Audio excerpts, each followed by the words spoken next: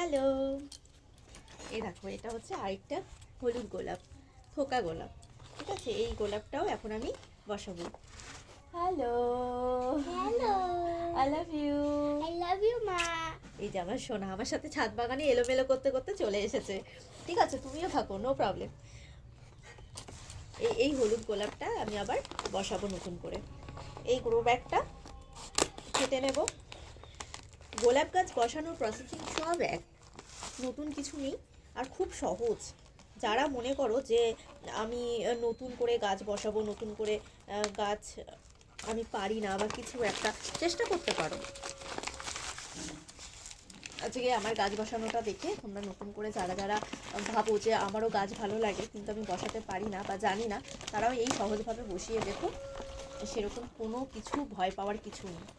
প্রথম দিন একদিন দুদিন একটু গাছটা গ্রো ব্যাগটা ছিটতে অসুবিধা হবে, এরকম আমিও প্রথম প্রথম যখন গাছ বসিয়েছি আমারও একটা দুটো গাছ খারাপ হয়ে গেছে, আমি বুঝতে পারিনি। বিশেষ করে ব্রোগনভিলিয়া ভীষণ একটা বসানো কঠিন কাজ। একটা শেকড় যদি একটু টান লেগেছে তাহলে গাছ কিন্তু বসাতে তুমি পারবে না। মা মা এই ব্যাগটা কি তোমার লাগে? না, লাগবে না। লাগে না না, না, ঠিক আছে। এই ড্রেনটা যাতে জল পাস করে তার জন্য কিন্তু আমি এইখানে কুচি দিয়ে দিলাম, টালি কুচি। যাদের কাছে না থাকবে তারা দিয়ে দিতে পারে পাথর কুচি, যা কিছু। বা আমাকে ছেড়ে আমার কিছু তো বললাম না, এসে গেছে দুরান্ত, ভীষণ দুরান্ত।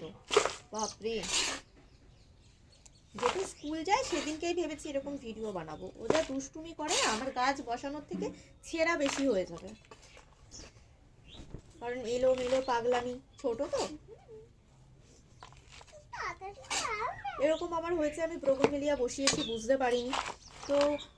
জানি না কখন গ্রো ব্যাগ কাটতে গিয়ে একটা শেকড় হয়তো হয়ে গেছে, খুলে গেছে, বা আমার ছুরিতে কাঁচিতে লেগে খুলে গেছে।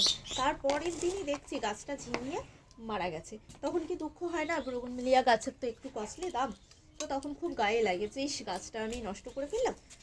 মাঝখান দিয়ে কেন যাচ্ছ পাপা? আহা, মেয়েটাকে ওরম করতে নেই পাপা। বাচ্চাদের নিয়ে যারা এসব কাজ করে তারা নিজেরাই জানে যে কতটুকু সময় লাগে, কতটুকু কষ্ট লাগে এদেরকে বোঝানো। কত গাছ যে আমার নষ্ট করেছে, কি বলবো, আর কিছু বলার নেই। প্রত্যেকটা গাছই কিন্তু করিয়ে এসে গেছে, তাই জন্য আমি কাটিং বা কিছু করতে পারলাম না। আমি ঠিক করে দেব, এই বেশ 10-15 দিন গেলে আমি ফুলগুলো হয়ে যাক। ফুলগুলো হলে কিন্তু আমি কেটে ফাঙ্গিসাইড লাগিয়ে দেবো। অনেকে হলুদ গুঁড়োও লাগিয়ে দিতে পারে, যারা মনে করে যে আমি হলুদ গুঁড়ো লাগাবো। হলুদ গুঁড়োতেও কিন্তু ভালো কাজ করে। সবসময় যে বাইরের কেনা ওষুধই বা কেনা রাসায়নিক কিছুই দিতে হবে গাছে, এমনটা কিন্তু কোথাও লেখা নেই। গাছকে তুমি নিজের মতো করে করতে পারো। আমি ঠিক বেশি কিছু দিই না।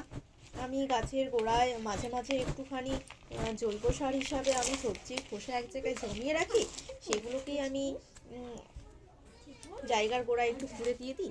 কখনো কখনো আমি খোল পচা জল দিই, কখনো কলার খোসা স্প্রে করে দিই। গাছ অনুযায়ী তোমাকে বুঝতে হবে কোন গাছে কোনটা দিলে ভালো হয়। প্রথম প্রথম যখন না বুঝবে তখন তুমি নিজে একটু ট্রাই করে দেখবে, কোনোটাই গাছের ক্ষতি হবে না যদি তুমি ঘরোয়া উপায়ে গাছ মেনটেন করো, কোনোটাই ক্ষতি হবে না, তুমি ভালো মন্দ বুঝতে পারবে। এটাই। এবার এটা তো তৈরি হয়ে গেছে, এটার মধ্যে আমি কিছুটা জল দিয়ে দেবো।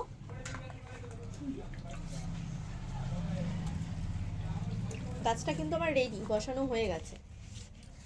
তোমরাও চাইলে এরকম করে বসিয়ে নিতে পারো। আজ এই অবধি, বাই। ভালো থেকো তোমরা সবাই, সুস্থ থেকো।